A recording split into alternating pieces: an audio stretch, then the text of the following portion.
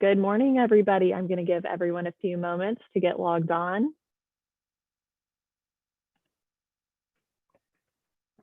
Good morning, everyone. Thank you for joining us today for In the Know Market Predictions for 2022. Today, this session will cover key market drivers and 3 investment themes we predict you will see in 2022. We do have the Q&A feature available, so you can submit questions through that option. And if there's time at the end of this session today, those questions will get addressed. You can also submit any questions to us via email at marketing@yoursummit.com, and I will display that email address again near the end of our session today. Now I'm going to pass it off to Casey Schedule to get us started today. Thank you, Riley, and welcome to all of our clients and guests. We're excited for you to hear from Jean Goldman and our very own Peter Reardon today. But before we do, I wanted to just take a moment and remind you of Summit's core competencies. As an employee benefits firm, Summit is really here to help meet your needs from benefits, risk management, insurance, consulting, and of course, all things investments. And we are grateful for each of you, whether you're a valued 401k or 403b employer who sponsors a company retirement plan, or if you're a participant in a retirement plan, as well as our individual clients who entrust your hard-earned retirement monies with our firm. We know that without you, we have no clients to serve. So we thank you, and we thank you for this opportunity to share with you today.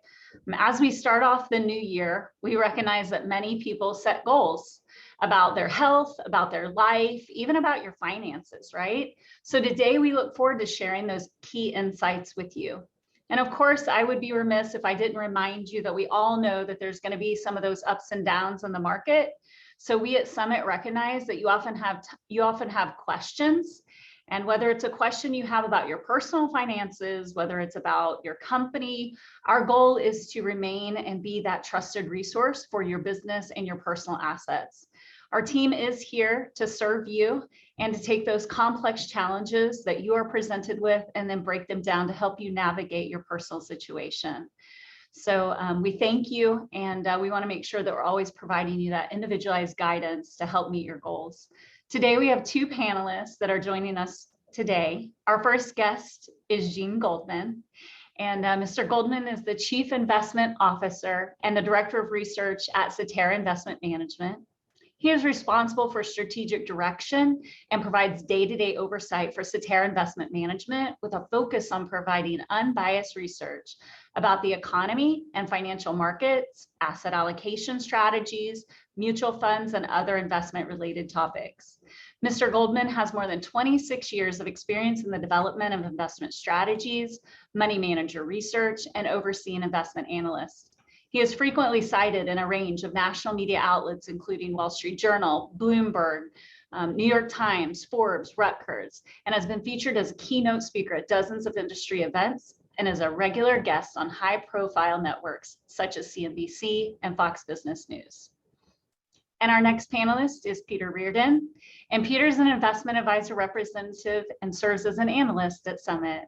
As a graduate of the University of Tulsa with a degree in economics and finance, Peter focuses on research investments and capital markets with the goal of providing best-in-class investment monitoring and recommendations. He analyzes fund data from both a quantitative and qualitative perspective. Peter's process-driven approach allows him to go beyond surface-level data in understanding the underlying issues that drive investment performance. Peter's knowledge of securities and the retirement plan landscape allows him to develop strategies that are best for your company. Jean, Peter, thank you both for being here today. I'm going to turn it over to you, Peter.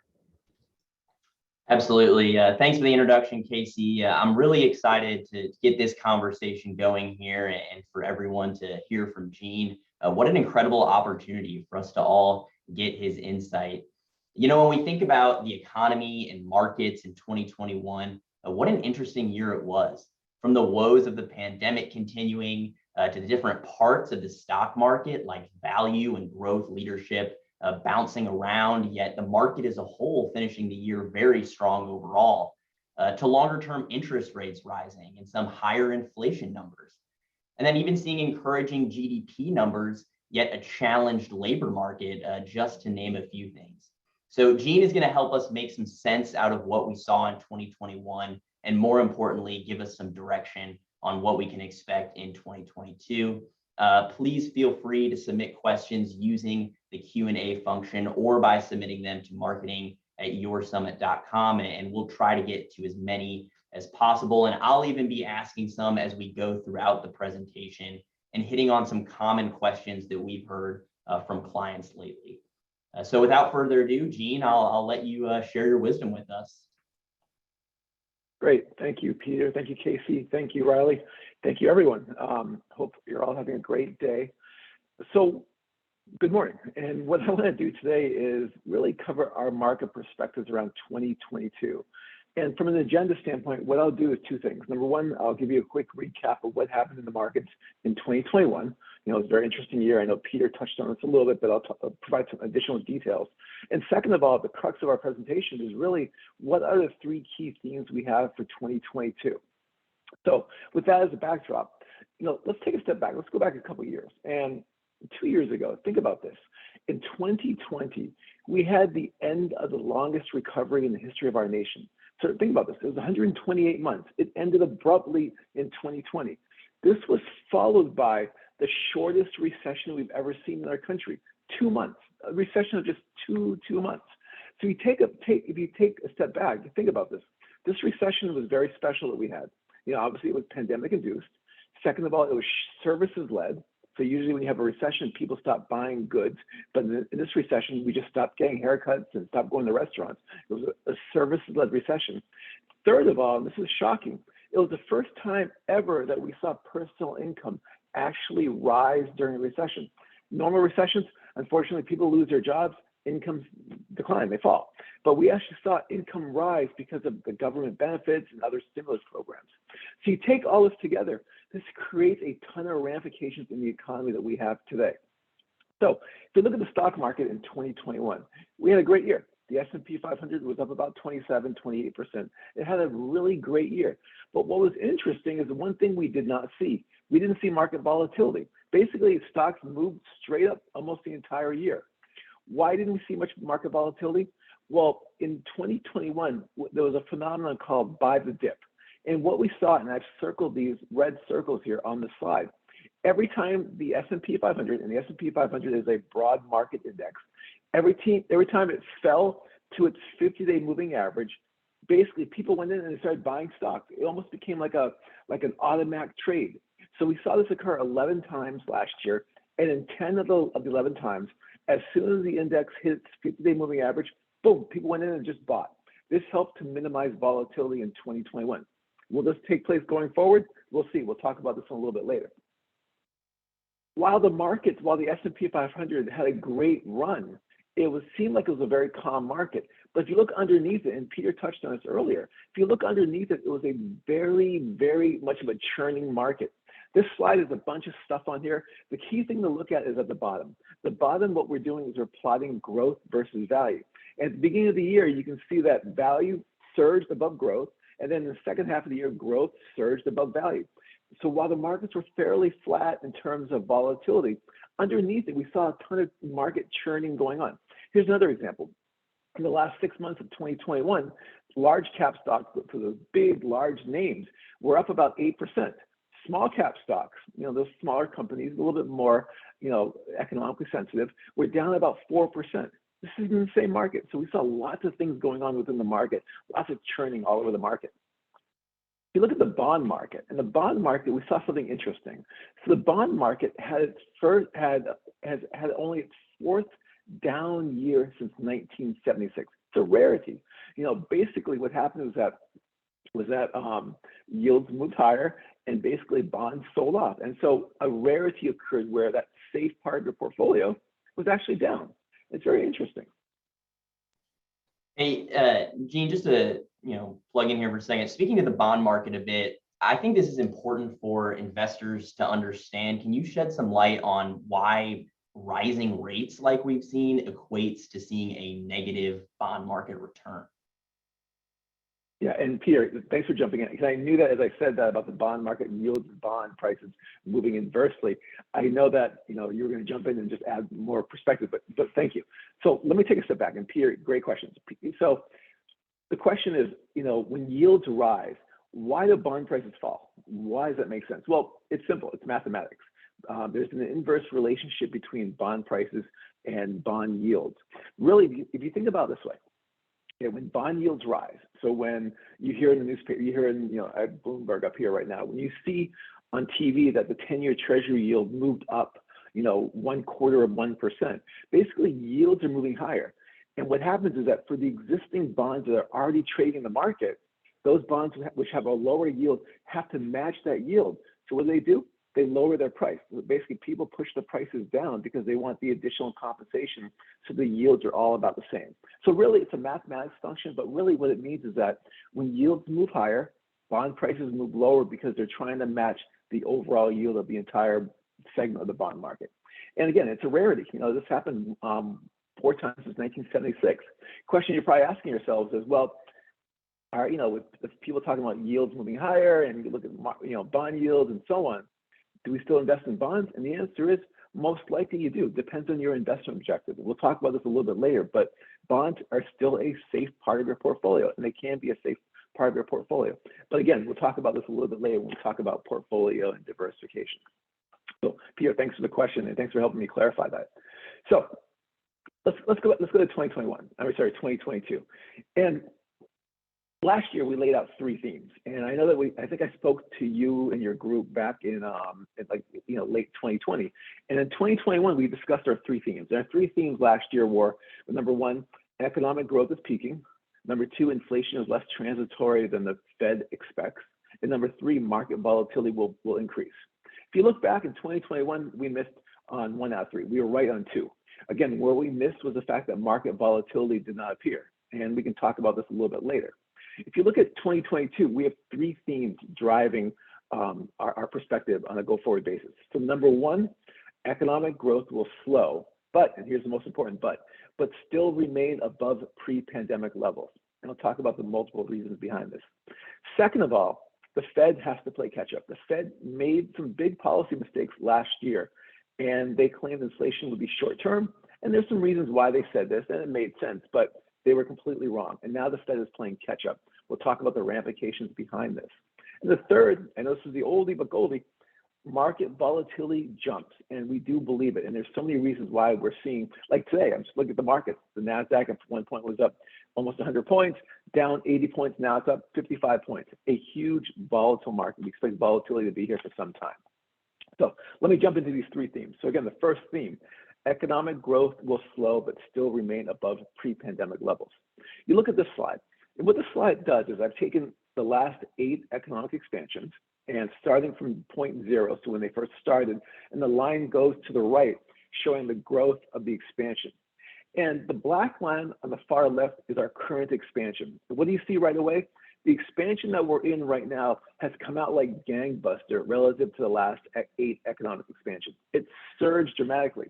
And there's reasons: stimulus, people being vaccinated, people spending money, personal income rose during a recession. Again, we had a very surging recovery. Our expectation from a broad perspective is that while this recovery has come out like gangbuster, as we start to transition from an early cycle recovery to a mid-cycle recovery, which is absolutely normal. This occurs in almost every recovery. The economy surges and starts to slow down. We do think that the comparisons are going to be a little bit more difficult. The data gets harder to beat. We also think that with interest rates rising, this will pressure the economy. And then supply chains. We'll talk about supply chains a few times in this presentation, but supply chain issues will overhang this economy, causing growth to slow down. The good news is that we don't see a recession. I'll talk about that in a second. All we're saying is that economic growth, while very good, very strong today, will start to roll over, start to slow down. So if you look at this slide, this next slide, this slide plots an index called the ISM PMI. So ISM is the Institute of Supply Management. PMI stands for Purchasing Managers Index. And what this is, it's a qualitative questionnaire sent out to purchasing managers, and they're asked a bunch of qualitative questions. How's business? Is it getting better? Is it getting worse? How's hiring? How's firing? How's competition? How are supplies? A bunch of qualitative questions, and they're squeezed and merged together. And whenever this index goes above 50, it's expansionary. Below 50, it's contractionary. And the beauty about this index is that it's one of the first looks at the prior month's economy. You think about GDP, for example. GDP, we get that about 4 to 6 weeks after quarter end.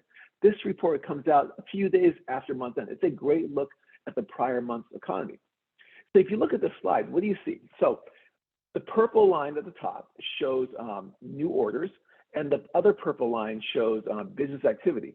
And both of these have surged. They're well above 50. Great news, expansionary. But you see the lines have started to roll over.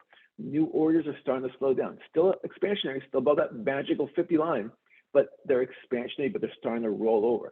So new orders are rolling over and business activity is starting to roll over. As a side note, I also plotted here inventory levels, and you can see the blue line on the bottom. The blue line represents inventory. It's below 50. Man, inventories are in tough shape right now. We'll talk about that in a second.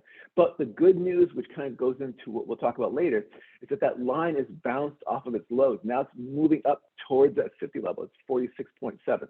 So all we're saying here is that the data is good. It's really good, but it's starting to roll over. Another example, yesterday we got a report called the Empire State Manufacturing. And the Empire State Manufacturing is a great report because it's the first look at the current month's economy. And basically, I think the surveyors are asked between January 3rd and January 10th. So it's a great look at the current economy. And this index came in, the market expected, plus 33, and it came in at negative 0.7. Don't worry about the range. All you need to know is that the data came in well below expectations. And a lot of you are in Oklahoma or in Texas, and you're saying, why do we care about the Empire State? It's in New York, it's on the East Coast. Well, again, this is the first look at the current month's economy, and the data is starting to roll over. You're seeing more and more of these signs. So you look at this next slide. The next slide is the labor market. And another reason why economic growth will start to roll over, again, nowhere near a recession, and I'll talk about that later, but it's starting to roll over, is the labor market is very tight. If you look at this slide, and this slide shows that during March and April of 2020, we lost about 22 million jobs. 22 million jobs, that's unprecedented. 22 million jobs. And we've gotten back about 19 million of those. That's great news. We have recovered most of those jobs. There are still about 3 million jobs missing. And what's going on there? How can we say that, the unemployment rate is near a 50-year low, and at the same time, we are still missing 3 million jobs? Well, a lot of times these people have left the workforce, whether it's early retirement, issues around childcare, concerns on COVID. Again, at the end of the day, the labor market's a very tight labor market. And in order to induce more people into the workforce, you got to raise wages, you got to offer more incentives. And this will overhang our economy for some time. Yeah, so Gene, we've heard about this kind of uneven economic recovery. And as you mentioned, the labor market was incredibly tight in 2021. I mean, we've had clients who we know have had trouble hiring. I believe we're at over 10 million job openings.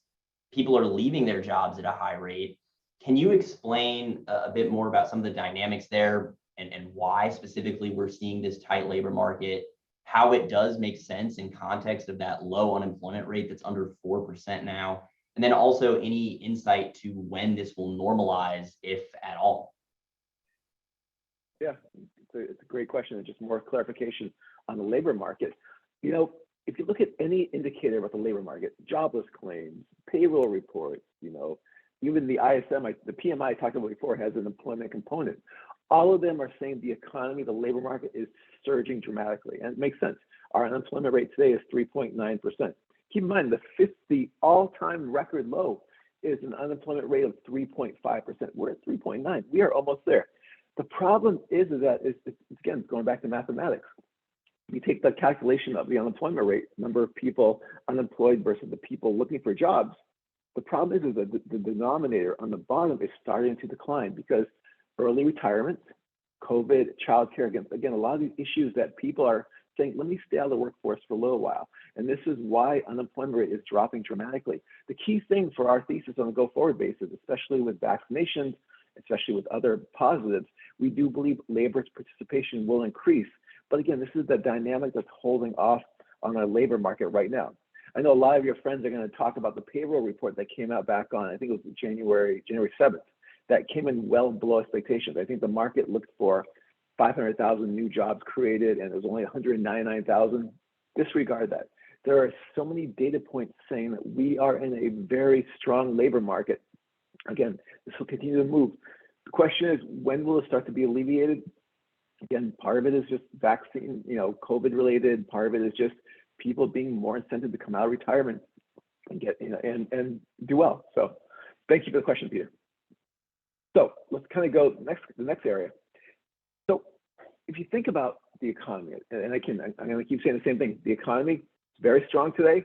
It's starting to roll over, but nowhere near any type of recession. Why do we say that? How can I say that we're not heading towards a recession? Well, there's a few reasons. Number one, look at this slide, okay? Growth is definitely slowing. Labor market is definitely tight, but again, we don't see a sharp drop in the economy.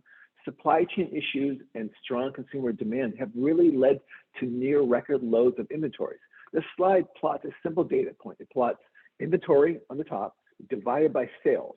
And if sales are rising faster than inventories, so companies are having a hard time replenishing inventories because you and I and Peter and Casey and Riley, we're all buying a ton of stuff. This line falls down. It falls down dramatically. And right now we are at record low inventories.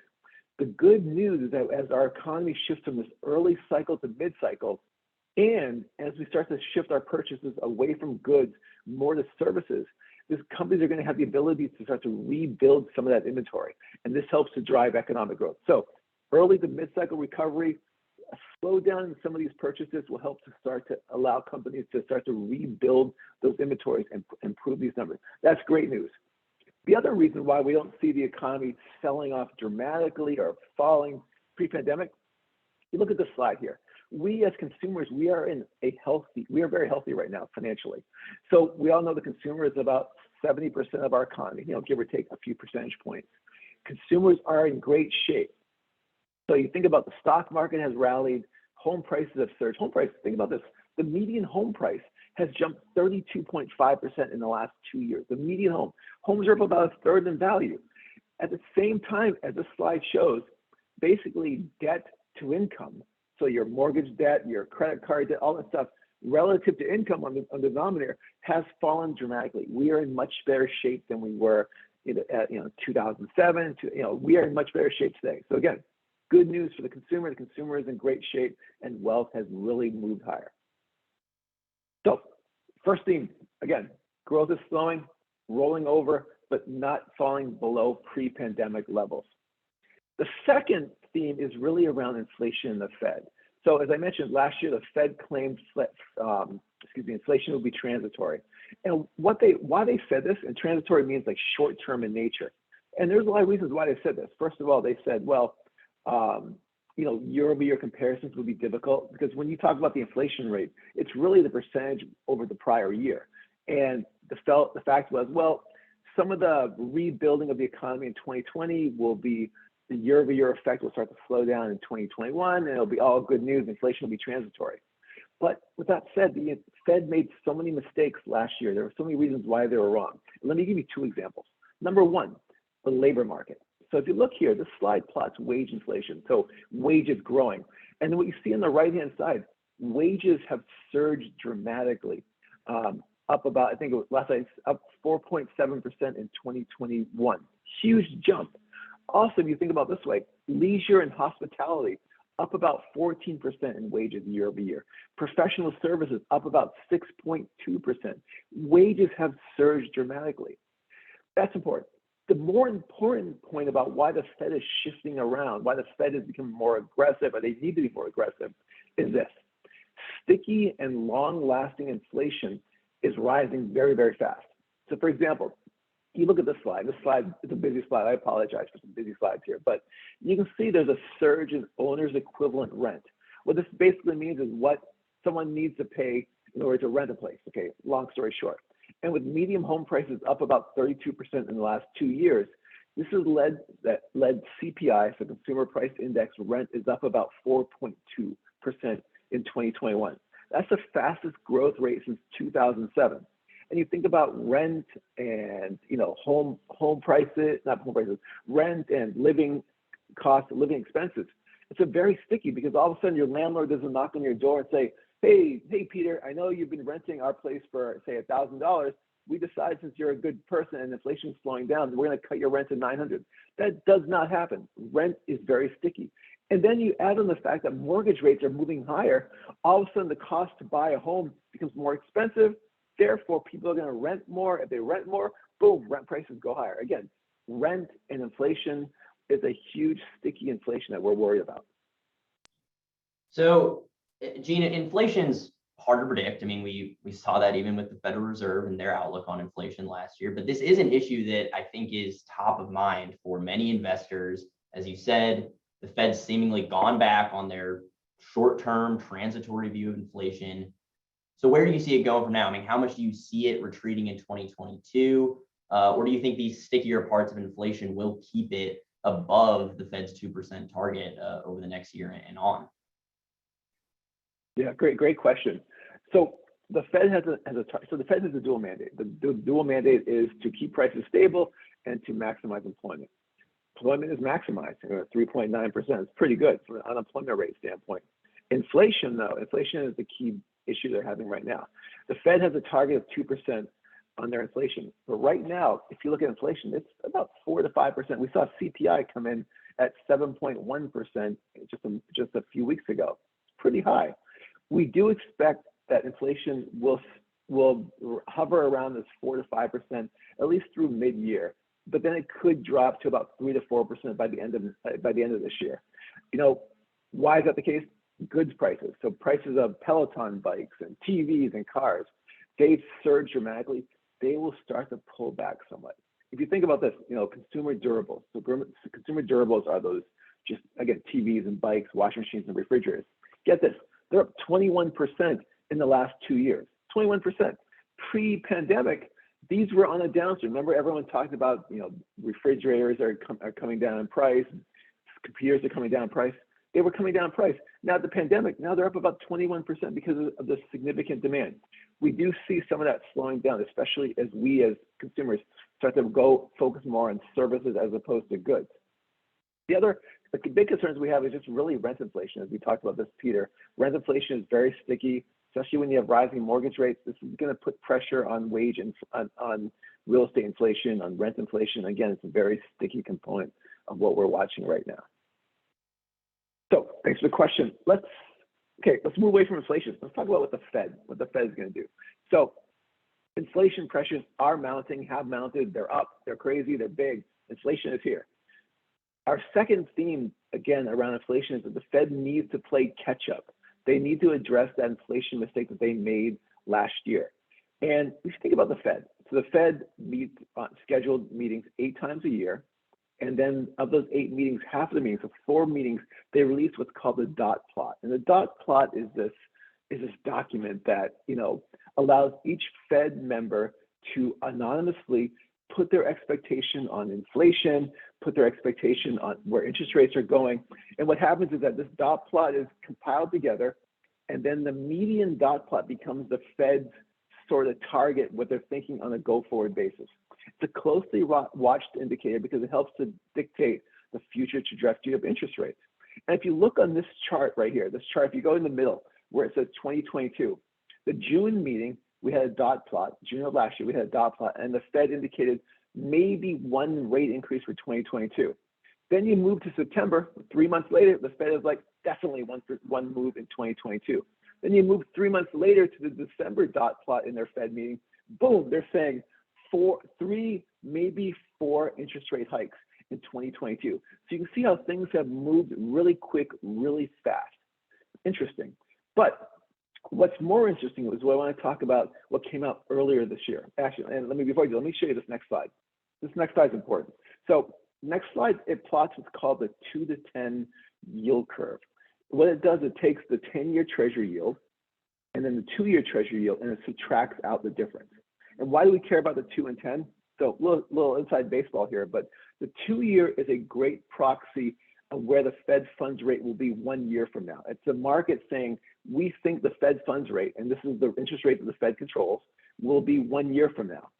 The 10-year rate, on the other hand, is sort of what helps to dictate like mortgage costs and longer-term borrowing costs. And it's important. That's why everyone looks at the 2 and 10. And what happens is that the Fed controls the Fed funds rate. It's that short-term rate, and really the 2-year is kind of correlated to that. If the Fed is raising 2-year rates, that's good. That theoretically slows the economy down, but it doesn't slow us from borrowing more for mortgages, for home equity loans, because it doesn't affect the 10-year. So you see the slide here. What happens is the Fed raises the 2-year, raises the Fed funds rate, and theoretically, the 10-year rate comes down because the Fed is raising short-term rates, which theoretically slows down inflation, which puts less pressure on 10-year. And I know I'm going really inside baseball here, but basically what the Fed is doing, they're trying to control short-term rates, but they really need to control long-term rates, the 10-year, because that's what's linked to mortgages and auto rates and other rates out there. So with that said, what happened earlier this year is that, actually not earlier this year, 2 weeks ago, the Fed released their December meeting notes. Remember, December is the dot plot meeting. And the Fed released their dot plot meeting notes. And basically the meeting notes said, one, as you would expect, we look to raise rates probably 3 times in 2022. The market said, okay, this is no big deal. We kind of expected this, especially when you look at the 2-year treasury yield. But then, this is what shocks the market. The Fed created this new section called the Discussion of Policy Normalization Considerations. I know it's a mouthful, and this surprised the market. This is why you saw earlier in the month, stocks sold off dramatically, bond yields surged, everything was going crazy in the markets. Well, the markets got freaked out. And really, what freaked out the markets was the fact that they suggested they will start to undertake quantitative tightening sooner rather than later. So let me kind of go back a little bit. I think we spoke November of 2020, and one of the things I talked about was how the Fed saved us in March of 2020. So if we go back, remember the Fed did 2 things. And what they did, their overall goal is to really stimulate the economy because we were in a pandemic. So what the Fed did, number one, is they cut rates to near zero. Good, great, phenomenal. The second thing the Fed did is they did what's called quantitative easing, where the Fed went into the market and they started buying treasuries and mortgage-backed securities off of bank balance sheets. So when they do this, they go up to a bank balance sheet and they pull off a mortgage, they pull off a treasury, and they replace it with cash. If you think about the world of supply and demand, you're this big bank XYZ, you've got all this cash in your balance sheet. What do? You start lending it out. You start pushing it out to consumers. And when you do this, supply and demand, borrowing rates get lower, you start charging less and less interest, and people start borrowing more and more money. This really opened up the bond market. And this is simply what's called quantitative easing. Again, buying treasuries and mortgage backs, replacing it with cash to open up the bond market. But now what's going on is the Fed is hinting about doing quantitative tightening. And quantitative tightening is actually not buying those bonds anymore, actually selling those treasuries and mortgages. Why would they do that? So you look at the slide here. The slide, I plot 2 things. The purple line is the Fed's balance sheets. Remember, the Fed was buying those, they're still buying those bonds and replacing with cash. Well, now they own these bonds, and this is their balance sheet. And you see the purple line has gone up dramatically. On the other hand, the light blue line is the average 30-year mortgage rate. And what do you see? 30-year mortgage rate has been flat the entire time. So while the Fed comes down and says, oh, we're going to raise short-term rates, remember I talked about in the prior slide, they raise short-term rates, slows down inflation, puts downward pressure on the 10-year treasury, which is tied to mortgage rates. And at the same time, the Fed is buying mortgages and treasuries. Mortgage rates don't go anywhere. So the Fed is hinting to the market that we are going to start to end this program and stop buying these bonds. This is what freaked out the market. The market was like, wait, we weren't expecting this until 2023. Now you're saying that you could start looking at doing this in March of this year. This is what freaked out the markets. And again, this is what the Fed is doing as a way to really accelerate, to play catch up. Again, we're watching this very carefully, but when you look at the end of the day is the fact that the Fed is going to raise rates. Right now, the market is pricing in 4. They were pricing in 3 just a week ago. Now the Fed expected to raise rates 4 times. And there is talk about quantitative tightening. So again, we're watching this very carefully. But all I'm trying to say, it's a very different bond market that we're in right now. One question that we get from a lot of clients, a lot of customers, a lot of clients is, well, how do I know which way the Fed is going? How do I know which way the Fed is moving? Well, as I mentioned before, the 2-year treasury yield is a great proxy of where the Fed funds rate will be 1 year from now, where the Fed will be raising short-term rates 1 year from now. And you can see here, the 2-year treasury yield has surged dramatically. So going back to the themes, number 1, growth slows down, but nowhere near pre-pandemic levels. Number two, the Fed plays catch up to the mistakes they made last year. The third theory is really around this whole theme about market volatility.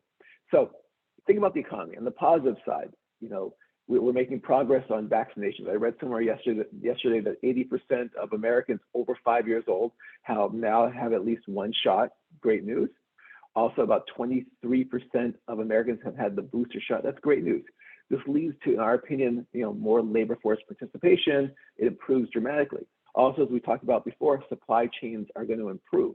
You're seeing it. We expect an inventory build back as things start to slow down.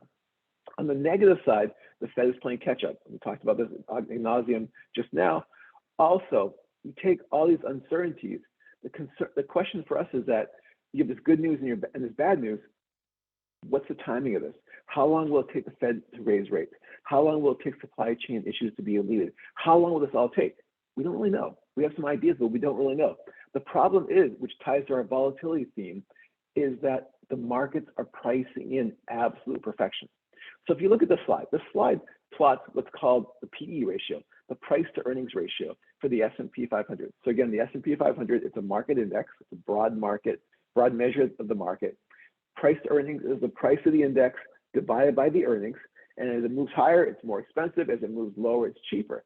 As you see on this slide here, the PE ratio of the S&P 500 is now at the same levels as the tech bubble. You can see it's very, very, very high. So again, this is what worries us. Valuations are very high. Yes, we can support this with low interest rates, with low inflation, but inflation is rising, interest rates are rising, and this concerns us that basically everything is pricing in perfection, and we don't know exactly the timing of everything. So, Gene, are these historically high valuations? Are they consistent across all equity styles and sectors? I mean, the S&P 500 is very broad. I mean, are there parts of the market that do look more attractive from a valuation standpoint? Sure. Yeah, and these valuations are high, okay? But if you look at back in 1999 and 2000 during the tech bubble, interest rates, the 10-year treasury was around, say, 4%. And today the 10-year treasury is at 181. So we have lower interest rates, so we can support these higher valuations. But overall, valuations, we watch them carefully because they're basically, indicating how is the market pricing in. And right now with valuations, it's pricing in perfection. So this is an overall view of the market. If you look at which areas are attractive from a valuation standpoint, but keep in mind, the recovery that we're in now is very different than the last one. The last recovery was this long, stretched out recovery, like a rubber band. It was long and stretched out with very low growth. In that environment, growth stocks do really well. In the environment that we're in now, higher inflation, higher growth, which we talked about earlier, things that do well are really like value stocks, reflation stocks. So from a valuation standpoint, we think value is attractive, okay? So like looking at companies like industrials, materials, those boring companies that didn't do well during this last recovery. And what's also attractive are sort of our international stocks. International stocks are extremely cheap.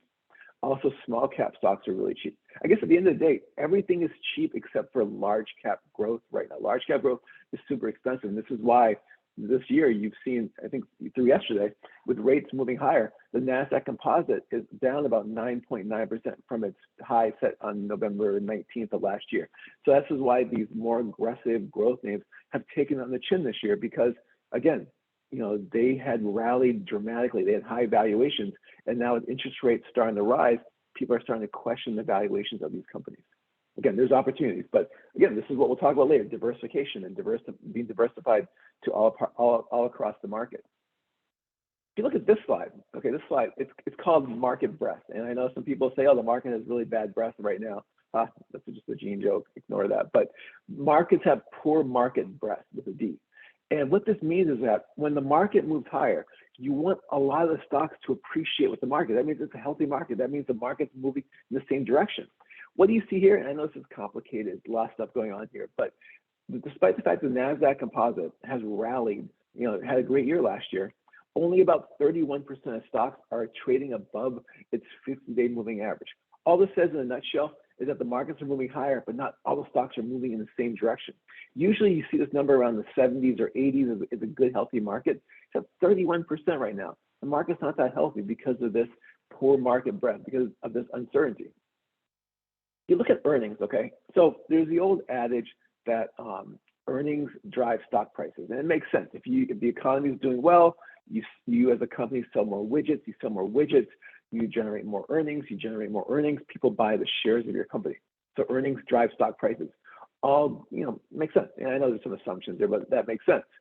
If you look at this slide, earnings have been very strong. Look at that, second quarter of last year, earnings were up 92% year over year. That's huge.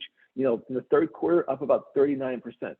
What worries us is that the earnings are starting to are starting to not rise as much as the market may anticipate. You can see here, and this is basically projected earnings growth by quarter. This is falling pretty quickly, pretty fast. And you've even seen this lately. You saw some financial companies release earnings earlier this week, that came in well below expectations. Again, earnings growth is slowing down, and we're watching this very carefully. If you look at this slide, this is from our friends over at Reardon. Reardon is another market strategist. And I love this slide. It's complicated, but I love this slide. What this slide plots, it plots profit margins. And you can see profit margins for the S&P 500. We are at record levels. We are at unprecedented levels because, economy has been booming, stimulus, all this great news, low interest rates, all this is really driving profit margins. But the problem is that profit margins have a lot of pressure coming up. You've got higher labor costs, higher wage costs, higher interest rates, higher energy costs. Look at oil. Oil is at what, $83 a barrel. Again, all this is going to pressure profit margins and really pressure corporate earnings. So if you're a smart company, what do? Well, you start to push these costs on the consumers because you know what? Your business costs are rising, so you raise prices to consumers. But you look at this slide, and this slide is interesting. This slide, what we've done is we've plotted PPI, so producer price index, and we subtract out consumer price index. And as this line moves higher, this is suggesting that business costs are rising faster than what businesses can sell their products for. I know it's not really apples to apples comparison, but it's a good proxy in terms of business costs relative to sales. And you see this line moving far on the right, surging dramatically. Clearly, businesses are going to have a difficult time really pushing prices on the consumers. Yes, maybe on goods, maybe on some refrigerators, they can raise prices a little bit, but again, it's going to be very, very difficult. Keep in mind, refrigerators and other goods have been up 21% in the last 2 years. So we're watching this very, very carefully. So stock market has some issues: high valuations, poor market breadth, other issues. The bond market has some issues too. So what this slide shows, bond market valuations are at extremely high levels. So if you are an investor in a risky bond, like a high yield bond, okay, you demand additional compensation because you're taking on additional risk. So you demand additional compensation relative to safer US government bonds that are very similar. So that's the spread. This is this high yield spread. And you see it's come down dramatically. Since this spread is at so near record levels, you as a bond investor, you're getting less compensation for investing in aggressive bonds. Valuations are very, very high. That worries us. Also, you look at this, and this is where we're getting the weeds here, but this is called duration, and duration is at record levels. So what Peter and I talked about before about bond prices and bond yields, when yields move higher, bond prices fall. Duration measures how does a bond fall, to what degree. So again, interest rate sensitivity. So basically when yields move higher, bond prices fall, duration measures mathematically what that relationship is. And you see on the right-hand side, duration, interest rate sensitivity is at record highs. So right now, what this is suggesting is that it's at 6.8 duration for the bond market.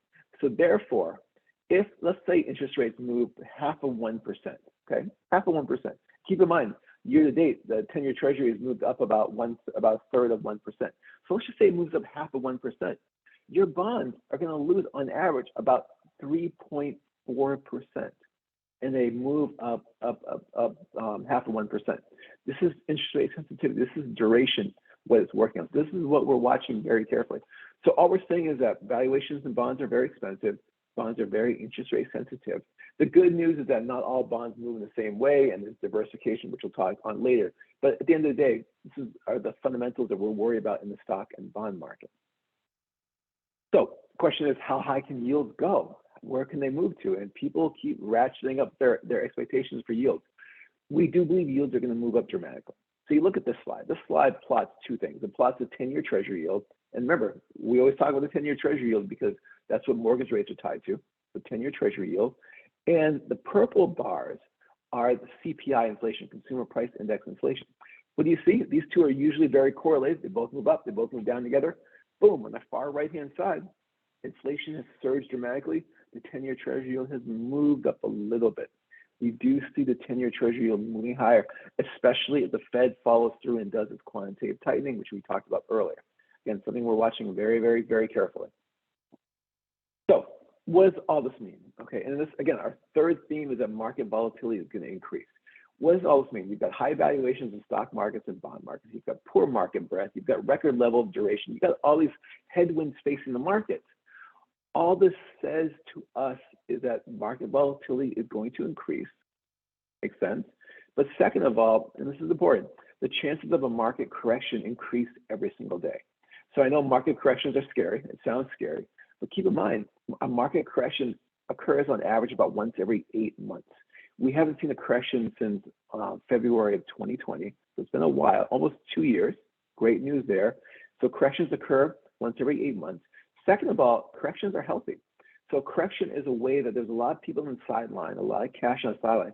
They want to get in, but they want to buy at a little bit better price. So correction is when the stocks, an index, falls from its recent high, falls by 10%. And these happen all the time. Corrections are normal. But again, the good news of a correction, if it does happen, there's money on the sideline that people are ready to jump in and buy. This is why today everyone's talking about the fact that the NASDAQ hit its 10% down level, hit its correction, and now people are buying again. So a correction increases likelihood every single day, but it's not a bad thing. It's just a way for people to get in at better prices. The good news, and I want to end on these few slides. The good news is that we don't expect a bear market. We don't expect a bear market. So yes, we do expect a potential correction. It increases every day, but we don't expect a bear market. A bear market is when stocks, it gets ugly. It's a correction's ugly cousin where it falls more than 20%. We don't see this. You know, first of all, there's so much stimulus in the economy. Yes, the Fed is removing stimulus slowly, but until they remove it all, there's still stimulus working its way through the economy. Number two, consumer wealth is strong. We talked about this. Number three, low debt. Great. Number four is important. We do believe supply issues are going to abate. This whole, all the supply issues are going to improve dramatically. You look at this slide in terms of supply issues. This slide shows how important, how impactful supply issues have been on our economy. So what this shows, it shows the Port of Los Angeles year over year shipping containers. And you can see that year over year, that huge surge in the middle.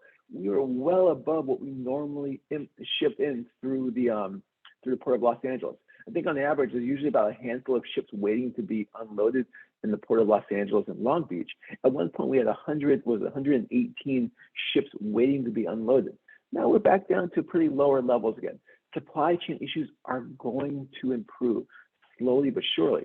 Also, you look at, and this is our thesis, we do think supply chain issues should start to improve on a go-forward basis, day by day, month, week by week.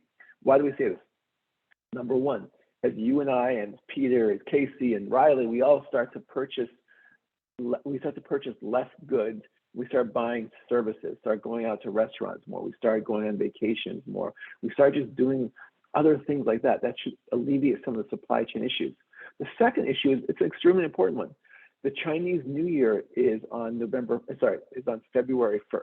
And if you look at every stat, year by year stats, the Chinese consumer in China purchases a ton of stuff going into the Chinese New Year. There's usually this surge of consumer demand in China, which pushes up inflation, which really hurts supply chains. After the Chinese New Year, this drops dramatically. The Chinese New Year this year, it's February 1st. We do see that alleviating some of the domestic demand by Chinese consumers, which should allow the Chinese manufacturers to really open up their business. Again, there's issues. You can look at China's zero COVID policy, and that could cause some issues. But at the end of the day, we do think that supply chain issues should improve, hopefully soon. Yeah. So Gene, speaking a little bit more to these supply issues, what have been the major causes of these disruptions so far? I mean, is it really just the pandemic, issues overseas, simply excess demand? I mean, what are the main culprits here and how those will ultimately get resolved? Yeah, internally in our team, we call it the Peter Reardon. So basically, Peter Reardon, you bought so many Peloton bikes. No, I'm just kidding. But what we call is basically the recession that we talked about at the beginning, the recovery in the recession. The recession lasted 2 months. People financially did very well. The stock market rallied the entire time. Home prices were up. Again, the dynamics of the economy really made people buy a ton of stuff. Think about a normal recession. Usually you just don't buy goods, you don't buy stuff, you don't buy a car, but instead what you do is you get your services done, your health, haircuts and nails, whatever you get done. This is very different. People kept buying and buying and buying, plus the whole Amazon effect of going out and you can just order online very easily. Those are the main culprits. Plus, COVID, especially with China's zero COVID policy, that basically right now, we're struggling with in the US, 700,000 new cases a day on a 7-day average. China had 150 and they shut down a bunch of ports, which has ramifications on supply chain issues. So we do see some of that. Plus there's also a lot of US companies had moved a lot of their manufacturing to other nations. And now this really impacted supply chain issues. So we do believe that they will be alleviated, especially with the Chinese New Year ending, especially with our shift in purchases. But again, it's going to take some time, but we do see some improvements. And speaking of improvements, you look at this next slide, and how do we know we're seeing improvements? Going back to my favorite, the ISM PMI index, and there's an underlying component called supplier deliveries. Remember, above 50 is expansionary, below 50 is contractionary. And you can see supplier deliveries surged dramatically in 2021 up to almost 80. Now it's down to 64.9. This is clear evidence that the supply chain issues are starting to recover ever so slowly. So with that said, listen, 3 things. Number 1, economic growth is slowing, but nowhere near pre-pandemic levels. Number 2, the Fed needs to play catch up. They made some mistakes last year. They are playing catch up quickly and very fast. Number 3, market volatility will increase dramatically. We're seeing it already. We do believe it's going to increase dramatically. The question for you, probably from you, is, well, great, awesome. What's the therefore? What do I do? What's my actionable investment advice? 2 things. Number 1, you got to be diversified. I know the last recovery, the one that lasted 128 months, people love growth stocks. Everyone's buying growth, big, large cap growth names. It's a very different environment right now. You got to be in other parts of the market. You look year to date, for example, value is beating growth. Look at value, look at international, look at emerging markets, look at other parts of the market, even bonds. Look at bonds. Bonds are the safety buffer in a portfolio. Diversification is very important, but you also need to make sure diversification is tied to your overall investment objective. You don't want to be too aggressive. You don't want to be too conservative. How do you know what your investment objective is? Sit down with the team, be in constant contact with them, and talk to them constantly. If anything changes about your lifestyle, your goals, your liquidity needs, whatever it is, they need to be aware. They need to make sure that your overall investment objective is aligned to what you want, so they can make sure your portfolios, your investing, your themes are all tied to that. So I suggest to you, please get Peter's cell phone number, call him all night, 10, 11, 12, midnight, whatever it is, just give him calls because he wants to know how to help you in your portfolio. I'm just joking about that. But again, I'm being serious though. We are in a very different environment right now. Things are going to be volatile. Things are going to go all over the place, and be in constant contact with the entire team. So that's really it from my perspective. Perfect. Well, that was fantastic information, Gene. With our bit of remaining time, just quickly want to get to a couple of additional questions. If we weren't able to answer yours, we'll absolutely follow up and get that answered. But this is one we've heard a few times. Gene, what are your thoughts on cryptocurrency? Obviously, especially within retirement plans, there isn't really a way to include that right now. But what are just some quick thoughts on crypto being in someone's portfolio? Sure. Yeah. Okay, so let me take a step back. Blockchain is the future. Blockchain technology is what drives everything. Blockchain is phenomenal. So in simple, a lot of people say, what is blockchain? So let's say that Riley, Peter, and I are writing a document. Let's say Peter writes a document. And in the world of blockchain, in the world today, basically, Peter would write the document, send it to Riley. Riley edits it. She sends it to me. I edit it, and we send it back to Peter. Very inefficient. Blockchain, basically, Peter writes a document, and at the same time, Riley and I can edit the document at the same exact time. Think about the ramifications on that. How amazing is that? Just to, all that. Blockchain is the future. Think about money transfer. Right now, blockchain money transfer, it's so easy to send money and large sums of money out very cheaply. Problem we have with crypto, I have with crypto, is who is going to survive? We don't know. If you go to, say, crypto.com, there's thousands and thousands of cryptocurrencies. Worries us there. Who's going to survive? Second of all, you have someone who runs a car electric vehicle company who can tweet about some random fact because his friends already own that cryptocurrency, and it all goes up and he gets out of it. I mean, there seems to be a lot of market manipulation. I'd be careful about that. Third of all, you look at the Fed, the U.S. government is going to do something about this in terms of whether it's taxation, whether it's creating their own coin. And you look at China. China does not want, China is anti-dollar. We know this. Hates the dollar. And they would embrace some type of cryptocurrency, but they're pushing back on this too. They're looking to create their own type of crypto. So there's going to be something down the road. I just don't know who's going to survive. So again, I think there's a lot of risks involved. And plus, it's a very speculative play. Plus, you look at El Salvador. El Salvador tried to instill it in their economy. It has not really worked that well. So long answer, short question. But all I'm saying is every time I hear a presentation on cryptocurrency, I have more questions than I have answers every time I leave it. So. Yeah, great thoughts, and I would tend to agree. And then finally, just to close us out, thinking about these three themes we discussed: slower growth, more hawkish Fed, more volatility, none of which are necessarily super positive. And considering how great of a year the stock market had in 2021, why should we stay the course in 2022? Why don't we want to abandon the stock market? Yeah, great question. So if you think about the stock market, the long-term average return is about 9.3% since 1921 or 22.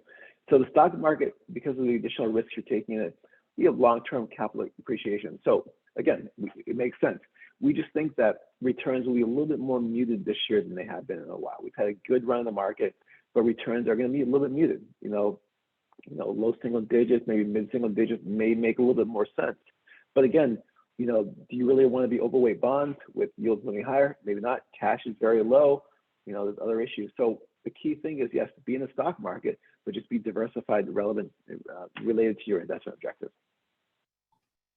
Perfect. Well, thank you so much, Gene, for sharing the information and insights that you and your team have compiled.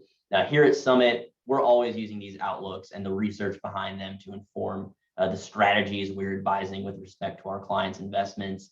We always want to make sure a retirement plan has proper diversification offered, and that our clients are properly positioned to have options, not just centered around yesterday's winners, but our lineups are forward looking to offer investment options that will give diversification when the market shifts.